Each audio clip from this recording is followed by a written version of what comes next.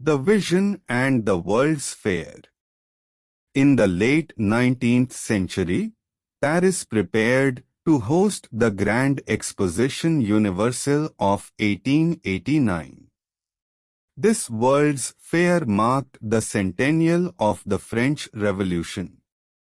The French government wanted a breathtaking centerpiece for the exhibition. They announced an official design competition. The challenge was bold: build a square iron tower on the Champ de Mars, reaching a staggering height of 300 meters. Over 100 proposals flooded in, ranging from giant guillotines to a colossal watering can. Most designs were wildly impractical. Enter the firm of renowned bridge engineer Alexander Gustave Eiffel. His team took up the ultimate structural challenge. Engineers Maurice Koechlin and Émile Noguier drafted the initial blueprint. They envisioned a tall, slender pylon formed by 4 lattice columns. Architect Stephen Sylvester joined the project next. He added monumental masonry bases, decorative arches, and viewing platforms. Gustave Eiffel secured the patents and bought into the vision completely. He championed the design as a triumph of French industrial muscle. Out of all submissions, the Eiffel team's blueprint won unanimously. Construction was officially greenlit for the heart of Paris. Critics immediately voiced skepticism. Many wondered if a 300-meter iron structure could even stand against the fierce Parisian winds. Raising the Iron Lady.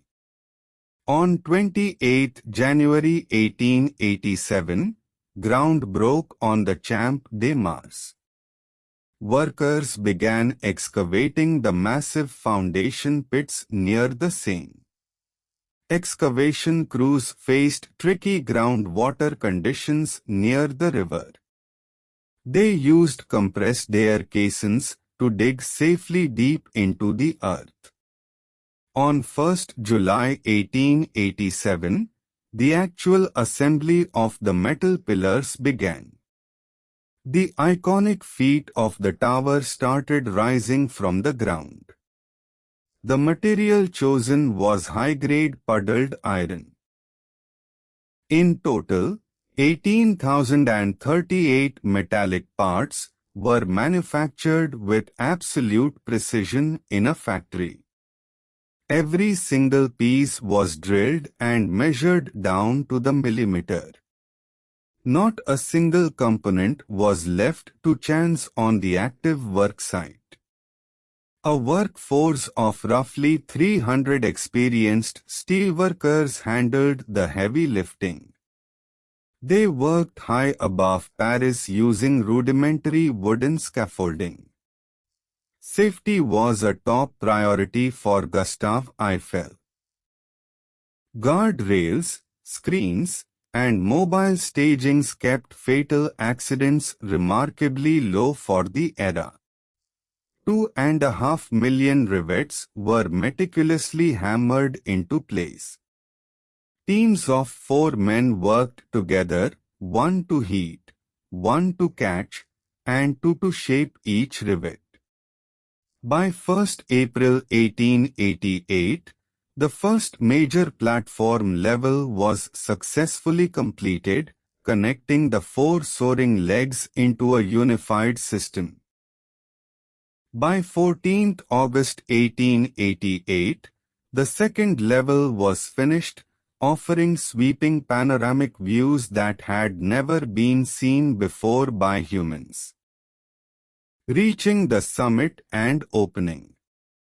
The final stretch toward the peak began in late 1888. The structure tapered dramatically as it climbed into the clouds. On 31st March 1889, the final assembly of the top section was achieved, making it the tallest structure on Earth. Gustave Eiffel celebrated by climbing all 1,710 steps to the summit. There, he proudly unfurled the tricolor French flag. The total construction time was astonishingly fast, just 2 years, 2 months, and 5 days. It was finished right on schedule. The total weight of the metal framework reached approximately 7,300 tons, with a total weight of 10,100 tons. On 15th May 1889, the tower officially opened to the public for the World's Fair. Throngs of eager visitors lined up for hours. Elevators built by the Otis Elevator Company were installed to carry passengers. Navigating the curved legs required groundbreaking engineering solutions.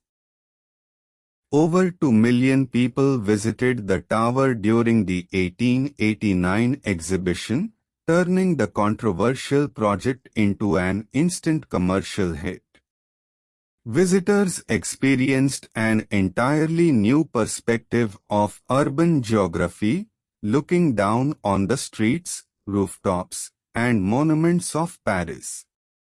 Despite its popularity, the tower faced fierce pushback from the artistic and literary elite of France, who viewed it as an industrial blight. The artistic backlash and survival. Before construction even finished, a petition of artists published a scathing critique. Writers like Guy de Maupassant called it a hateful column of bolted sheet metal. Critics nicknamed it the Iron Monster and argued it degraded the classic, historic beauty of Paris skyline. Maupassant famously ate lunch at the tower's restaurant every day, not because he liked it, but because it was the only place in Paris where he didn't have to look at it. The initial permit for the tower was strictly temporary. According to the original city contract, it was slated to be demolished after 20 years, in 1909.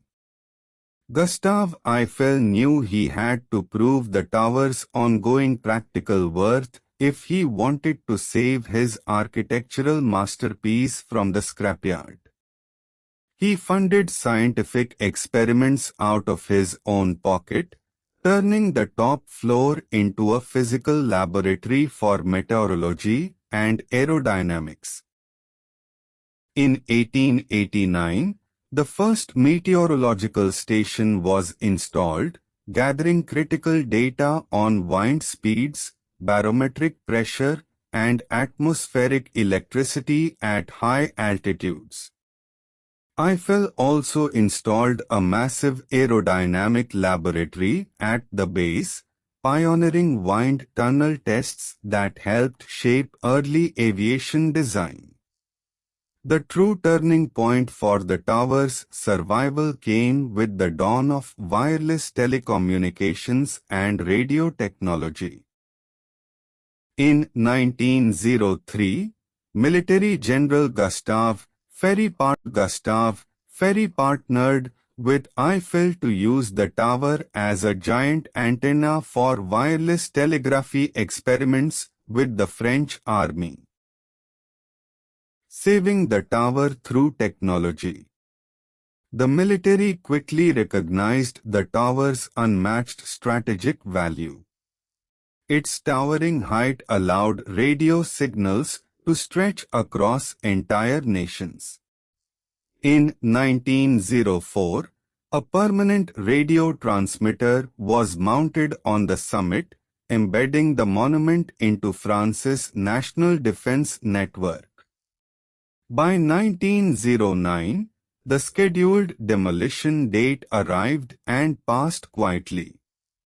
The city extended Eiffel's operating concession because the tower was now indispensable. In 1910, physicist Theodor Wolff measured radiation levels at the top and bottom of the tower, laying early groundwork for cosmic ray research. In 1914, at the outbreak of World War I, the tower's radio station intercepted vital enemy messages. One intercepted transmission helped French troops jam German communications during the critical First Battle of the Marne. In 1925, the tower became a massive canvas for commercial advertising. Citroën lit up 3 of its sides with 250,000 colored light bulbs. This glittering Citroën sign could be seen from miles away, making it the largest running advertisement space in the entire world at the time. Also in 1925, a clever con artist named Victor Lustig pulled off the ultimate swindle. He managed to sell the Eiffel Tower for scrap metal to a gullible scrap dealer. Lustig even managed a second attempt at the scam before being caught, cementing the tower's legendary status in pop culture lore. Changing skies and wartime trials. For 41 glorious years, the Eiffel Tower held the crown as the tallest man-made structure in the entire world. That global record finally fell in 1930 when the Chrysler Building was completed in New York City. Despite losing the height title, the tower remained the undisputed architectural heartbeat of Paris and French pride. In 1940, German military forces marched into Paris and occupied the French capital during World War II. Before the occupation forces arrived, quick-thinking French patriots cut the elevator cables. They wanted to ensure the enemy had to work hard to conquer the landmark. Legend states that Adolf Hitler chose to stay on the ground during his Paris visit because climbing the 1,665 steps was too daunting. Due to high winds at the peak, the oversized Nazi banner blew away just hours later and was replaced with a much smaller one. In August 1944, as Allied forces closed in on Paris, Hitler issued a direct, devastating order to military governor Dietrich von Choltitz. The order commanded von Choltitz to blow up the Eiffel Tower alongside the rest of Paris' historic landmarks before retreating. Liberation to modern icon. General von Choltitz ultimately chose to disobey Hitler's destructive command, sparing the city and its iconic Iron Tower from total ruin. During the liberation of Paris, brave French resistance fighters scaled the structure under gunfire to hoist the French tricolor flag once again. Within mere hours of liberation, technicians had repaired the elevators, and the tower reopened to cheering crowds and Allied soldiers. In the post-war decades, the tower evolved into a modern television broadcasting hub, adding new antennas that pushed its total height even higher. In 1985, a dramatic new golden illumination system was installed, casting a warm umber glow over the framework every night. At the turn of the millennium in the year 2000, Dazzling sparkle lights were added, flashing brilliant white twinkles for 5 minutes every hour. Today, the Eiffel Tower stands at 330 meters tall due to modern radio antennas perched at its apex. It welcomes nearly 7 million visitors every year, making it the most visited paid monument on Earth.